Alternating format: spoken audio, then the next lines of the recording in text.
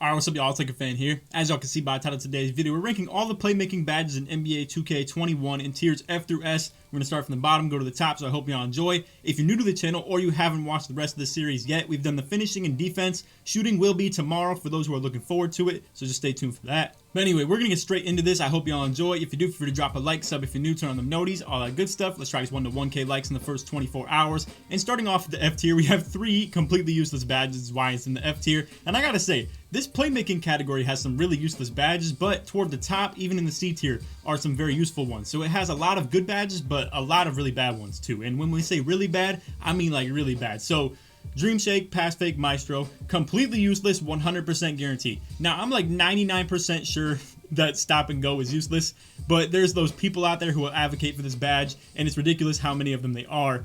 And I personally just have never seen this badge working, whether it's for myself, whether it's for the point guards that I run with, anything like that. Stop and Go, to my eyes, belongs in the F tier. If you guys have any disagreements with what's on this list, feel free to leave them in the comments as well. So we're not going to spend too much time in that category for reasons that have just been said. Anyway, moving along to the E tier, we got Break Starter and Tight Handles. Now, this is my knowledge on the playmaking badges. This is what I've seen firsthand and from the experience that I've gathered from the comments as well.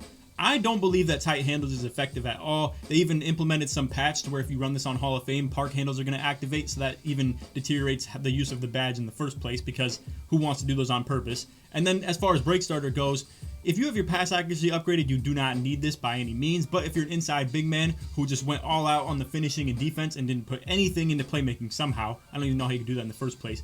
But if you're somebody who's like that, running this on bronze is not the worst thing in the world. It's not the worst bronze badge you could use. But for mostly every player out there who upgraded the pass accuracy, you don't need that badge at all to throw outlet passes. And really, sometimes you don't even need the Break Starter to throw outlet passes, even if your pass accuracy is minimum. And for those who disagree with me on this topic, go ahead and go to your controller settings and turn off icon pass leading. It's going to help you as far as your outlet passes, and as well, another tip as far as the Break Starter passes are going to be to go RB, LB, or R1, L1 on PS4, where it's going to allow you to just throw to the deepest man instead of using your left stick to go ahead and just, maneuver around a little bit, have to wait and see which icon is super deep, and then by that point, it's too late for you to even throw the pass in the first place. Somebody's already probably running out of bounds because you're leading them out of bounds in the first place because you're running up the court. So for the D tier, we have Downhill and Lobster Passer. Downhill is a nice little sleeper badge. However, the one thing I'm going to discredit on it is the fact that it doesn't work at all on 2v2, so that is one thing to keep in mind as far as ranking it on this list.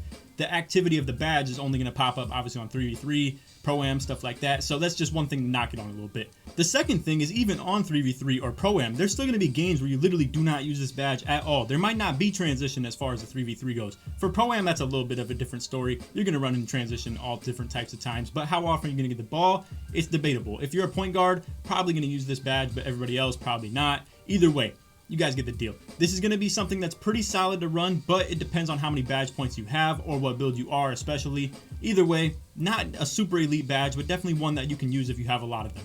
And another thing that I kind of forget sometimes is I made a point guard to play center with. I have a pure red 6'7" for all those who are watching out there, and you're probably wondering, well, why aren't you talking about downhill as far as grabbing the rebound and going anywhere?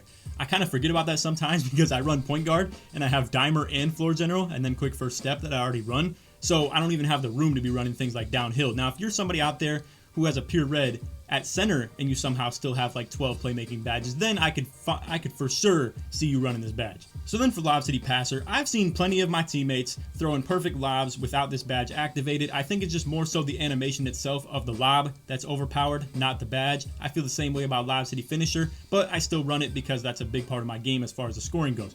But either way, Lob City Passer, not really needed. I don't really think there's too much more to say about this badge. The only reason I have it in the D tier over badges like Break Starter and Tight Handles is going to be the fact that this is something you can use in your game very often. A lot of people obviously are going to be using the lobs, whether it be for pick and roll or flat out just forcing them into the paint on cuts and stuff like that from slashers. Either way, I can understand why you run it. I just don't think you're getting the best actual effectiveness from the badge actually helping you do anything. I think it's just that lobs are pretty overpowered. So I'll explain this in a minute right here, but let's start off with Needle Threader in the C tier. So the reason I'm going to have this a little bit lower than I did last year, I feel like passing lanes are not as elite as they were last year in the first place. So by nature, this badge is going to become a little bit less needed. Last year, this actually helped quite a bit. This year, it still does help, but like I said, passing lanes and reaction time and effectiveness of actually playing the passing lanes and stuff like that has definitely decreased as far as like corner defense, anything as far as, just passing to your pick and roll guys. Either way, Point being, passing lanes are hard to play, which means needle threader is a little bit less needed. So then we have Space Creator, right? I could not decide between which tier to put this badge in, so I just decided to put it in both. So we have like C+ tier is going to be Space Creator. So the reason I have this in between is going to be the fact that I don't really know how to feel about this badge yet. Same goes for Ankle Breaker. So if I made this video like 3 days ago when I was recording the finishing and defensive badges, Ankle Breaker and Space Creator would have been all the way at the bottom. Honestly, Space Creator might have still stayed where it's at because I don't think that's been changed at all. But Ankle Breaker has seen a huge buff, and it's actually kind of crazy. Now, should I have this badge a little bit higher in the A tier? I don't know that it deserves that yet, but as far as Space Creator goes, it's pretty basic. You know, the step back, hop jumpers, stuff like that, it's going to create some space and make your dude stumble, right? But I just don't think it's the most effective thing to shoot off of in the first place. And if you're not somebody whose name is Ticino, badge isn't really the most effective thing for you, but you'll get a couple Ankle Breaker animations while using this. So it's going to be something fun to use, and it's still going to add to your game. If you're able to shoot off of this stuff, it's pretty effective. I might be overrating this badge a little bit, though. So while we're on that topic, we're going to talk about Ankle Breaker. This thing has seen a huge buff. If you've seen steezo's video, I mean, this dude was going crazy with it the first day that it's been available. People are probably going to find better ways to activate this badge. PlaySharps get a whole nother move to their set list that's already OP. You got the speed boost glitch, curry slide behind the back, ankle breakers, space creators, all types of stuff like that, right? And it's just a load of moves that they have. But either way, ankle breakers are definitely back. It is a nice thing to see, though, in the 2K community. We haven't had ankle breakers over here like this since probably 2K17, and really it makes the game a whole lot more fun. Now, from a comp situation, you would think this isn't the most effective badge, but it's actually still going to be pretty good as far as putting your dude on the ground and making him stumble, and you get a free shot just like that. And like I said, I might be selling this badge short even at that. It might belong in the A tier, because you would think like, oh, it can't be popping out that much. It definitely does, man. Snatch back, step back, stuff like that, all types of stuff. Half spins, it's been activating like crazy. Anyway, moving along to Bailout, and then we'll talk about post spin after that and just move along through the course of this list. As far as Bailout goes, I feel like it's not quite as needed as last year, but either way, the need for this badge is never going to be too high. This is just a big thing to add to your game if you're somebody who, you know, I referenced Ticino earlier as far as the space creator, but if you're somebody who's passing out of shots that are something that you have to go up with, but then as you're up there, you decide that you don't want to take the shot anymore, this can be a good badge for you. If you're a slasher out there who's going to ISO, this is actually a pretty important badge as well, because you're going to take your hops into the paint, and then they might double team, and then as they double team, you just kick out instead of waiting until you come all the way down, because if you wait to come all the way down, the pass might not be there anymore, and just like that, you've picked up your dribble, and now you're just wasting your time. So we got Post Spin Technician in the B tier as well. This badge is very key as far as the post scores go. The only reason I don't have it super high is the fact that not anybody else is going to use it. I'm talking slashers, point guards, anything like that, clearly, right? But for the post scores out there, this is a very key playmaking badge, obviously the most important one there is. I would say quick first step, maybe. But even at that, who even cares? You know, none of them post scores are gonna take a wide open standing dunk anyway, right? They're all just gonna sit there, and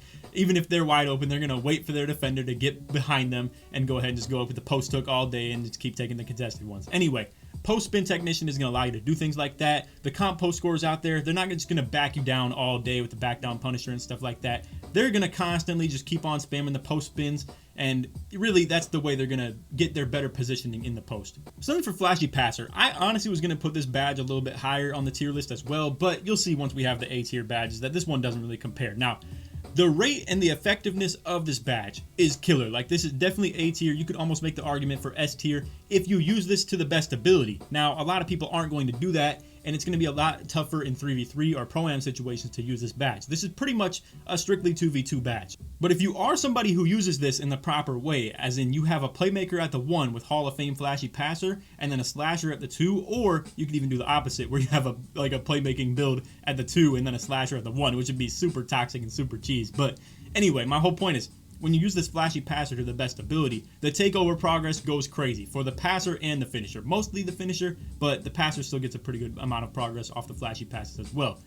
Now, the reason I say that it works best for the slashers is you can force a shot in a very small amount of time, and it can be still somewhat efficient, but it's a lot harder said than done in my opinion. I don't really see too many people use this playstyle, even though I knew it was elite last year. I feel like I was almost the only one who ever did it. I never played anybody who did the same stuff as me when it comes to the Flashy Passer aspect. And like I said, it's a very strict breed of people who this badge is going to be useful for. So in the A tier, we have Floor General and Unpluckable. Now I'm going to start with Unpluckable. This badge has seen an upgrade. Last year, I thought it was around the C tier. I didn't think it was very useful. This year, I gotta say, man, these PlaySharps out here, that are out here with like 91 ball handling and Hall of Fame Unpluckable, this thing goes crazy. Like, you literally cannot have the ball stolen. If you watch the gameplay from yesterday of the whole, like, why even make anything other than a playmaking shot creator in 2K21, Unpluckable and ball control goes crazy. Now, I don't know if I'm crediting the ball control too much to where Unpluckable is still pretty useless and you don't even need to use it to allow yourself to not get ripped like that. But all I know is the combination of Unpluckable and a PlaySharp is just ridiculous, man. There's not too much more that needs to be said about this. So then for Floor General, you can make the debate that this belongs in the B tier. There are some badges in here that are probably more effective for you if you fit a certain playstyle. For those out there, however, that are running with like a shooting big or especially a weak shooter in the corner, whether it be a two-way sharp, play lock, anything like that, or for the crazy people out there who are running a pure lock in the corner, definitely need Floor General and Hall of Fame. And then, for instance, on twos as well with the rim sharps, you're going to want your effectiveness of your teammates to be at the top level. And then if you're somebody who's running double play sharps too, and you can both run it for each other, that's even more key. If you're somebody like me, who made what I referenced earlier with the 6'7" pure lock at the point guard spot that I'm running as a big man, and I have gold Floor General, just like that, both my teammates have +3 to all their attributes, and neither of them have to waste any of their badge points on Floor General. So either way, it's a very good badge. Obviously, if you have it on Hall of Fame, it's going to allow you to see all your teammates' shooting percentages, but it's not really the effect that you're going to see from Defensive Leader, where that one's way more important. You don't always know what your opponent's builds are, but obviously you know what your teammates' builds are. So that's why Floor General, the Hall of Fame effectiveness is a little bit lower in comparison to Defensive Leader. So then to wrap things up, we have Quick First Step, Dimer, and Handles for Days. Now, the two on the sides are obviously going to be for the dribbling, and then the one in the middle is obviously for the helping of your teammates, like I was just talking about with Floor General. The reason I say Dimer is better than Floor General, however, is I feel like the boost is way bigger as far as the catch and shoot stuff. I suppose you can make the case that Floor General is equal to or better than Dimer, but I'm just not with that. If you're somebody who feels like that, though, I do understand. If you're running double play sharps, like I was saying, and, you know, dudes just want their better ball control and better three-pointer just in general when it comes to ISOing, I understand that entirely. But either way, for the catch and shooters out there who have the two-way sharps, play locks, even like I said, the crazy people who run the pure locks in the corners, you need this badge 100%. And if you're not running double play sharps as far as the 3v3 or even the 2v2 goes, and you have a shooter who's a little bit weaker on that, you're going to need Dimer, you're going to need Floor General, stuff like that. Quick First Step and Handles for Days, we all know every point guard, this is going to be the staple badges. Like, you need this to dribble fast, and as far as Handles for Days goes, you need this to not get tired and be able to shoot your shots. Now, the thing that's kind of crazy about this game is the fact that you can shoot while still, like, blinking red, so you can make the case that that should knock Handles for Days down a little bit, but either way, we all know.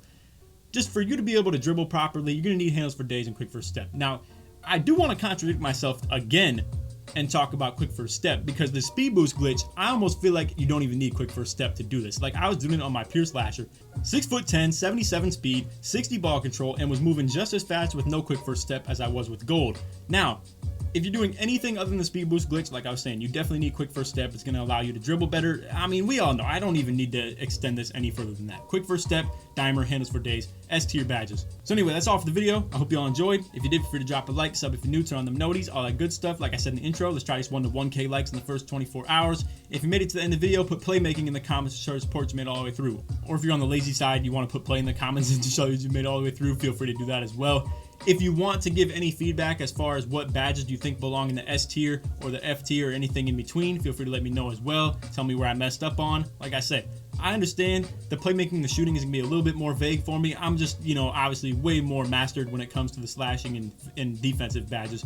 But I feel like I definitely still know my stuff as far as this stuff goes. The two things that I'm a little bit indecisive on are tight handles and space creator. I don't know how to feel about these badges entirely yet. I just think I've never seen anybody use tight handles and actually be comp with it. I just think defense just sucks flat out. Now, sometimes I'd be like, yo, I'm sliding out here. I'm getting stunned. I think that's just a part of the game. I don't think tight handles is actually, you know, the reason for that happening. And same goes for space creator. I just don't really know how to feel about these badges. So if you have any insight and you want to leave your feedback on badges like this, or go ahead and tell me if you think things like flashy and ankle breaker deserve to be a little bit higher on the list. And then for videos to stay tuned for, we got the shooting coming tomorrow. If you want to check out the videos that I did already with the slashing and defense, feel free to check those out as well. Other than that, hope y'all enjoyed. Take it easy, man. Peace.